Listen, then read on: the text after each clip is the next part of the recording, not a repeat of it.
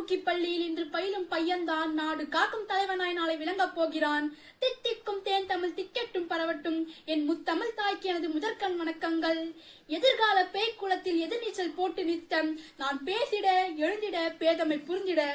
நடுவர் அவர்களே, ஆசிரியர் பெருமக்களே, வருங்கால தூண்களே, எதிர்காலம் நீங்களே, என் அன்பினிய மாணவ செல்வங்களே, ஆன்றோர்களே, சான்றோர்களே, என்னை போன்றோர்களே, வையகமே வானகமே, என்னை வாழ வைத்த தமிழகமே, உங்கள் அனைவருக்கும் எனது செந்தமிழ் வணக்கங்கள் ஆகட்டும் என்று சொல்லி தலைப்பிற்குள் நுழைகிறேன். தாருங்கள் தங்கள் காதுகளை. என் பெயர் வே ஸ்ரீநிதி, 8ஆம் வகுப்பு ஆ பிரிவில் பயில்கிறேன். நான் இப்பொழுது உங்கள் முன் பேச எடுத்துக்கொண்ட தலைப்பு தமிழரின் பண்பாட்டு சிறப்புகள். அவையோரே, தமிழன் என்ற ஒரு இனம் உண்டு, தனியே அவருக்கு ஒரு குணம் உண்டு என்று தமிழரை அடையாளப்படுத்தினார் நாமக்கல் கவிஞர். எந்த இனத்துக்கும் மொழிக்கும் இல்லாத பெருமை தமிழுக்கும் தமிழருக்கும் உண்டு. காரணம், மனித இனம் எப்படி வாழ வேண்டும் என்பதனை விட எப்படி வாழக்கூடாது என்று வாழ்விலை கற்றுக் கொடுத்த தமிழரின் பண்பாட்டு அடிச்சுவடுகள் இன்றும் உலகம் முழுவதிலும் தடம் பதித்திருக்கிறது. என் தமிழினமே, தமிழரின் தலை சிறந்த பண்பாட்டுகளில் ஒன்று விருந்தோம்பல். வீட்டிற்கு வரும் விருந்தினர்களை மட்டுமல்ல, முகம் தெரியாத யாராக இருந்தாலும் அவர்களை அன்போடு உபசரித்து முகம் மலர உணவளித்து உள்ளம் போடு வழி அனுப்பும் வாழ்விலை தருகிறது தமிழரின் பண்பாட்டு கோட்பாடு. காலம் காலமாக இப்பண்பாட்டை கட்டி காத்து வருவது எம் தமிழர்களின் தனிச்சிறப்பு. வாரி வழங்கும் வள்ளல்கள் வாழ்ந்த பரம்பரை நம் தமிழ் பரம்பரை. கடையேழு வள்ளல்கள் வாழ்ந்த வரலாற்றை பதிவு செய்து பாதுகாத்து வருகின்றன. இவ்வுலகம் உள்ளவரை இவ்வரலாறு சொல்லும்.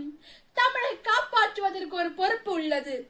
தத்தி தாதூதிரி தாதூதிரி தத்துதி துத்தி துதைதி துதைத்த தாதூதிரி தித்தித்த தித்தித்த தாதேது தித்தித்த தெத்தாதோ தித்தித்த தாது.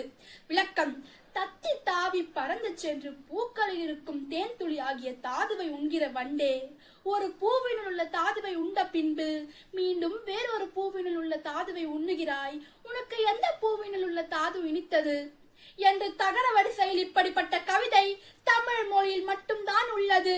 இப்படிப்பட்ட பொக்கிஷத்தை பாதுகாப்பதுதான் எம் தமிழர்களின் தலையாய கடமையாகும். கொடுப்பதிலும் பெறுவதிலும் மட்டும் பண்பாட்டை காட்டவில்லை, வீரத்திலும் பண்பாட்டை விதையாக விதைத்து சென்றவன் தமிழன்.